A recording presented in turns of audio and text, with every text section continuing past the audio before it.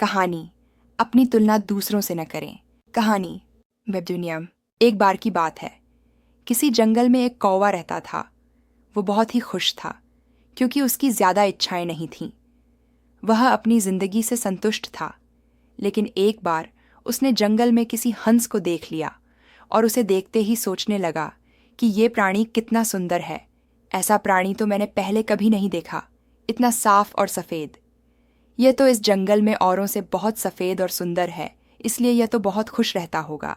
कौवा हंस के पास गया और पूछा, भाई तुम इतने सुंदर हो, इसलिए तुम बहुत खुश होगे? इस पर हंस ने जवाब दिया, हाँ, मैं पहले बहुत खुश रहता था, जब तक मैंने तोते को नहीं देखा था। उसे देखने के बाद से लगता है कि तोता धरती का सबसे सुंदर प्राणी है। हम दोनों के शरीर का तो एक ही रंग है, लेकिन तोते के शरीर पर दो दो रंग है।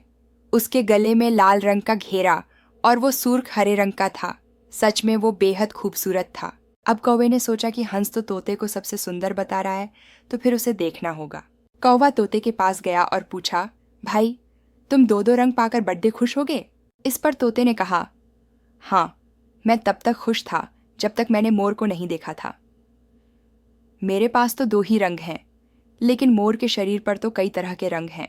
अब कौवे ने सोचा, सबसे ज्यादा खुश कौन है यह तो मैं पता करके ही रहूंगा, इसलिए अब मोर से मिलना ही पड़ेगा।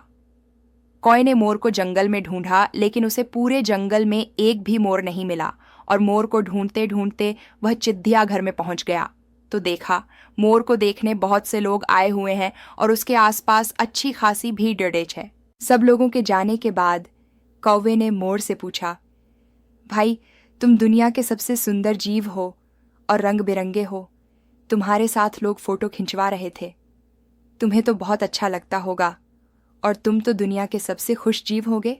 इस पर मोर ने दुखी होते हुए कहा, भाई अगर सुंदर हूं तो भी क्या फर्क पड़ देता है, मुझे लोग इस चिड़िया घर में कैद करके रखते हैं, लेकिन तुम्हें तो कोई चिड़िया घर में कैद करके नहीं रखता और तुम जहां चाहो अपनी मर्जी से घूम फिर सकते हो।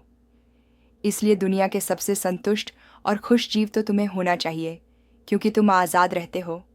कौवा हैरान रह गया क्योंकि उसके जीवन की अहमियत कोई दूसरा बता गया। दोस्तों, ऐसा ही हम लोग भी करते हैं।